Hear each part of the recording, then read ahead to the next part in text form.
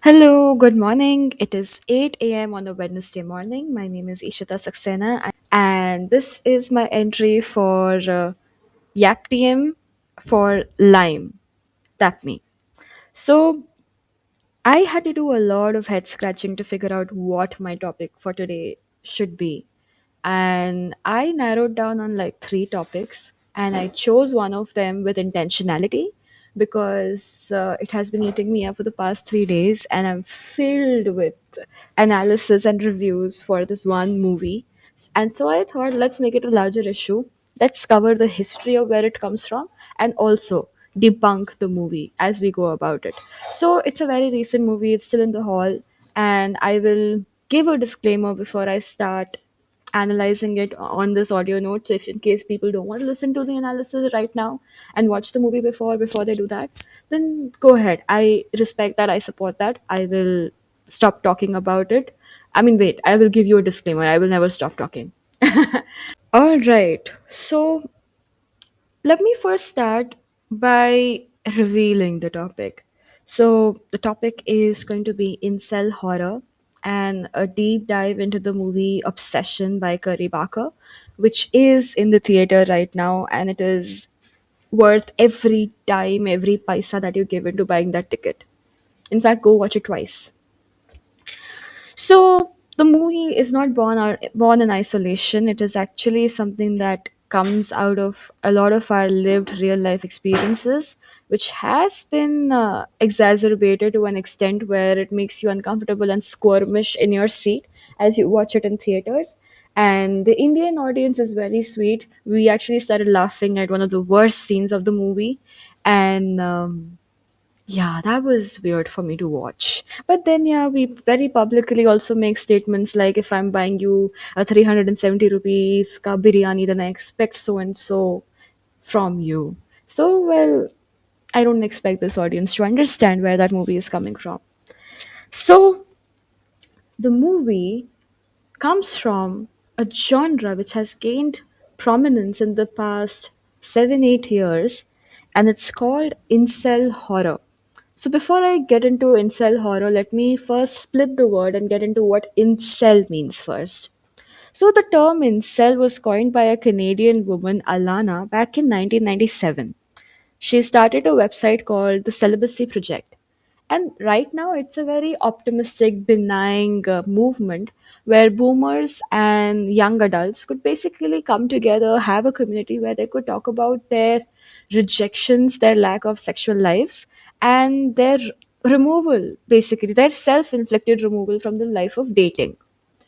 And it was actually a supportive community for people to come and share their experiences. But right now, as we talk about it in 2026, this incel community, which by the way basically means involuntary celibacy, it is just an amalgamation of the first few alphabets of these two words, involuntary celibacy. So this community was a benign thing in the beginning, but now it has catapulted into a movement where there is a very deep misogynistic theme involved over here. There is a very big theme of not seeing women as people, which is disembodying them basically from their autonomy, their agency, their right to live as an individual, as a person who can be identified as somebody with rights, with dignity, right? So it basically has bastardized into that, if I were to say. And it has now also kind of moved on to join hands with the manosphere.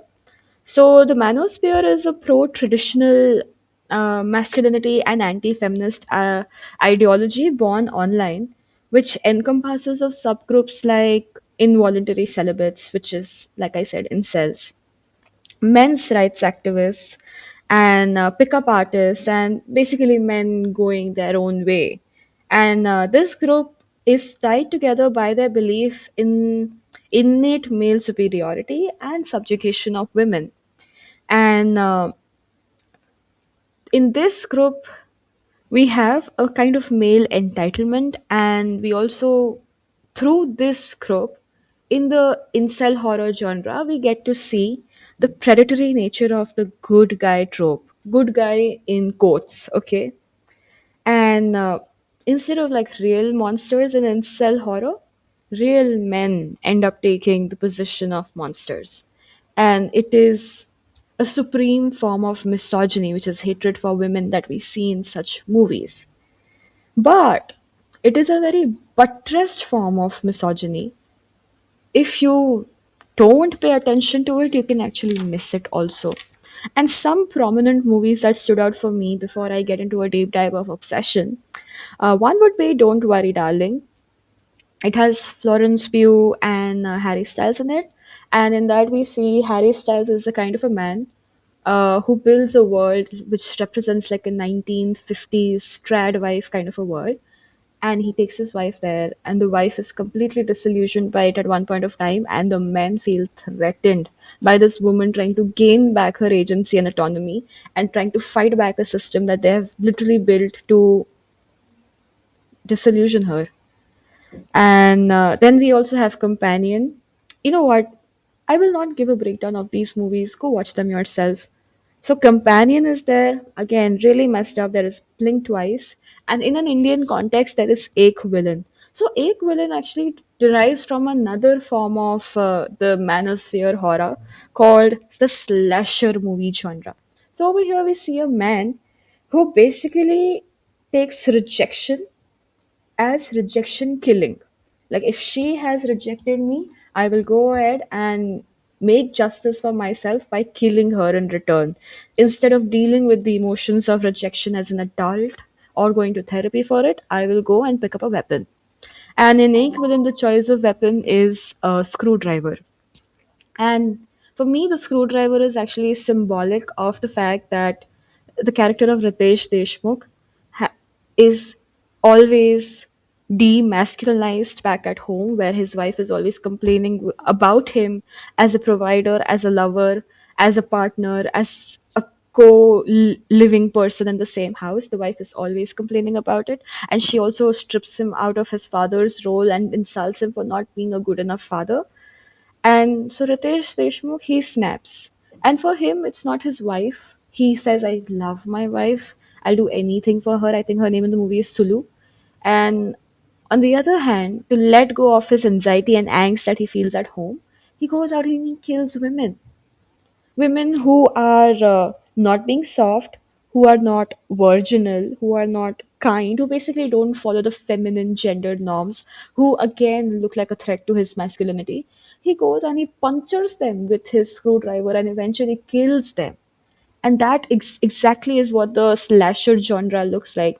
And we have an array of movies in the Western tradition around the slasher genre where these people come and they kill, like they have a mass killing in a sorority house, and they also like, well, we had real life examples of like Ted Bundy is a real life example of a slasher killer, a very charming looking guy who passes for a good guy, but at the end of the day, it's somebody with a very disturbing thought eating into their mind.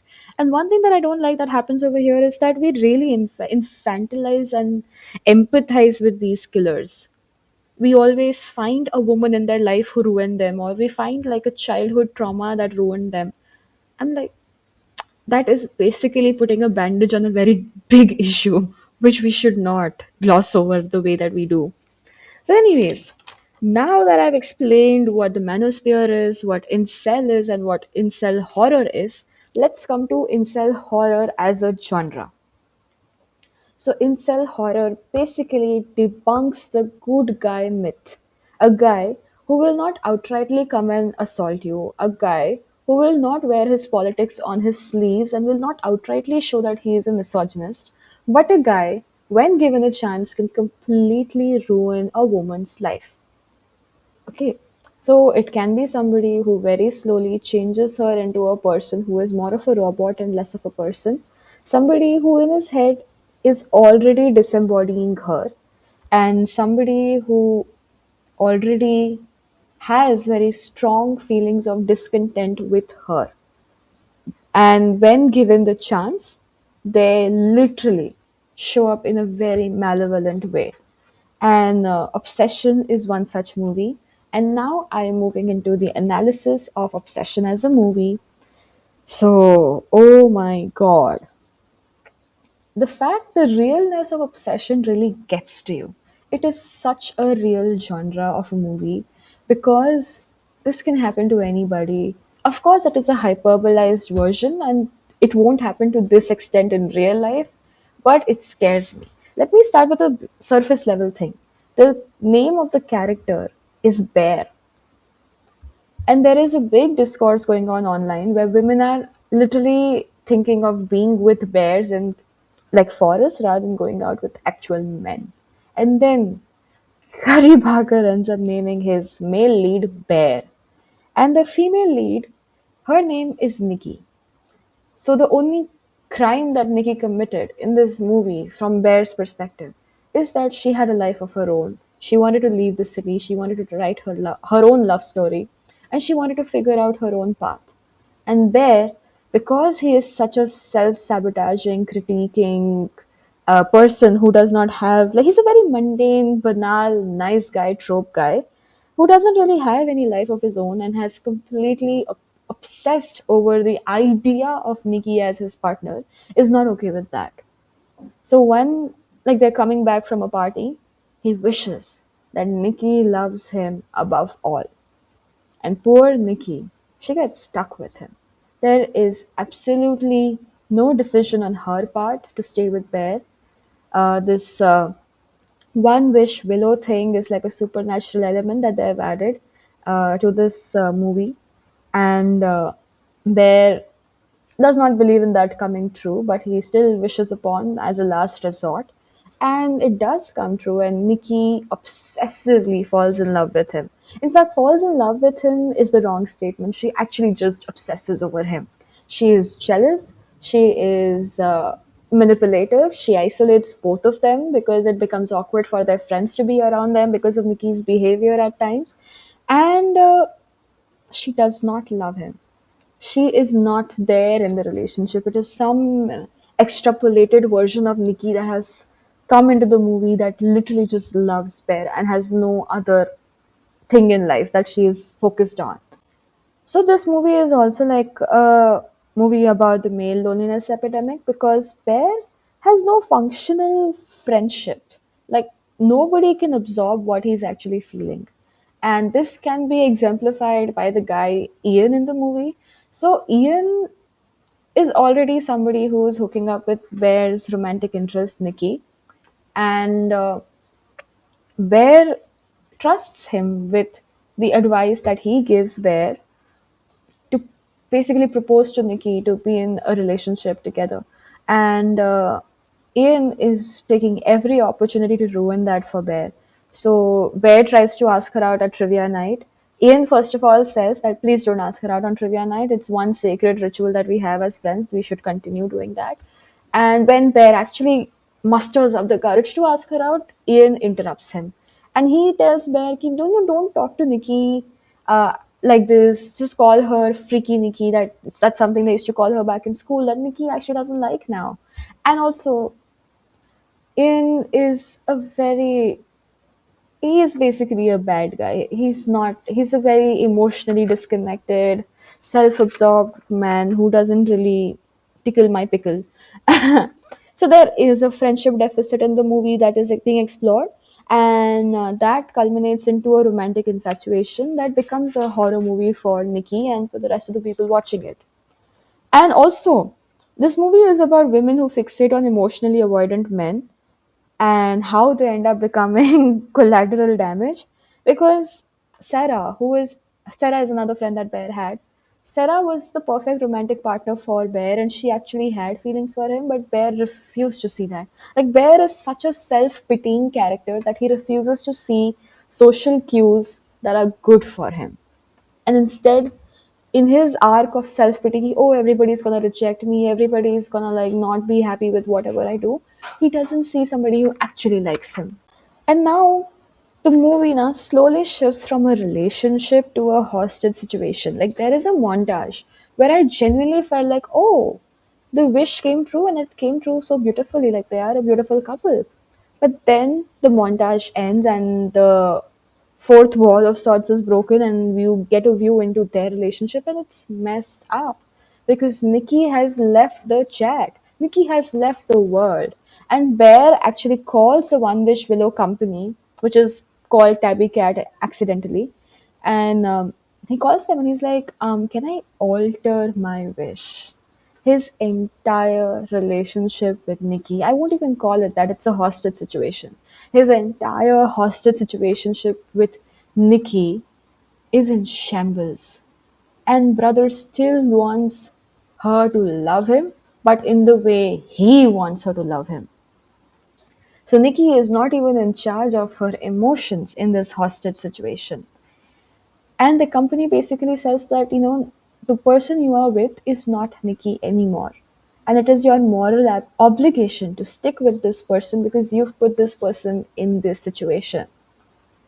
And in the next scene, what we see happening is that Bear goes out and sits with Sarah in the car, and they have a pseudo romantic kind of a moment, which is quite brutally broken down.